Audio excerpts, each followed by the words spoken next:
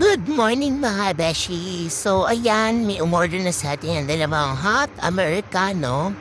Ayan, so for the extra ang ate mo, ayan,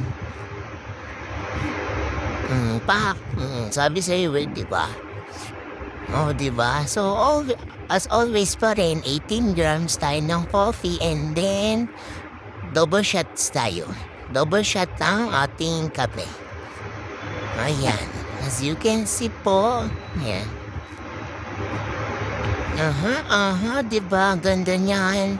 Gusto mo yun? Ayan. And then, magpiprepare na tayo ng Americano. So, pour over ko lang yung isang espresso. Ayan. Actually, may laman ni isa. Yan lang. Okay, ayan. O, diba? Tapos,